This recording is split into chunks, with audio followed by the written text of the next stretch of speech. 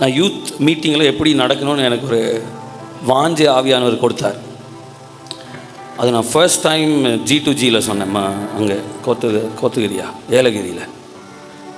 இந்த skit dance எல்லாம் முடிஞ்ச காலம் வந்துருச்சு. பண்ணுறது தப்பு இல்லை, ஆனால் வெளியில் வாலிபர்கள் வேறு மாதிரி ரெடி ஆகுறாங்க, எக்யூப் ஆகுறாங்க. நம்ம இன்னும் நான் ஒரு நாடகத்தை தான் போட்டு இல்லைங்க, நம்ம நடத்துகிற யூத் மீட்டிங்ஸ் எல்லாம் மாறணும். யூத் மீட்டிங்கில் ஒரு சேனையை எழுப்பணும், சோல்ஜர்ஸை எழுப்பணும். This is not a place to entertain you. This is to prepare an army for the battle of the kingdom of God.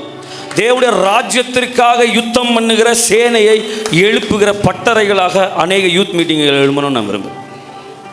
இன்றைக்கி என்ன ஆயிடுச்சு, யூத் மீட்டிங்னால் உங்களை என்டர்டெயின் பண்ணுறது தான் யூத் மீட்டிங் ஆகிப்போச்சு. இப்பவும் இல்லை, எப்பவும் கிடையாது. We are here to serve God. We are here to serve Him. We are here to worship Him.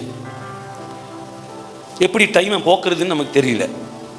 இப்படியெல்லாம் ஒவ்வொருத்தர் இப்போ நம்ம 5-6 சர்ச் பண்ணுறோன்னா 5-6 சர்ச்சுக்கும் ஏதாவது ஒரு பார்ட்டிசிபேஷன் கொடுக்கணும் அப்படின்ற கட்டாயம் இருக்குது. நம்மெல்லாம் யங் பீப்புள் தான், நானும் யங் பீப்புள் தான். ஆனால் நமக்கெல்லாம் பாருங்கள், நிதானிக்கிற ஞானம் இல்லாமல் போயிடுச்சு. எத்தனை பேர் புக் ரீட் பண்ணுறீங்க சொல்லுங்கள்? புக்ஸ் படிக்கிற பழக்கம் இருக்குது. குமுதம் அதெல்லாம் கேட்கலீங்க. நல்ல புக்ஸ் படிப்பேன், நல்ல ஸ்டாண்டர்டான புக்ஸ் நான் படிப்பேன் அப்படின்றவங்க, நான் உங்களை குற்றம் சொல்லலைங்க.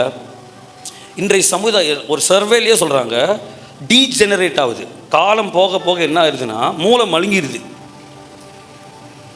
அதுவும் நம்மெல்லாம் சூப்பர் ஷார்ப்பாக ஆண்டவர் மாற்றணும்னு விரும்புகிறார்.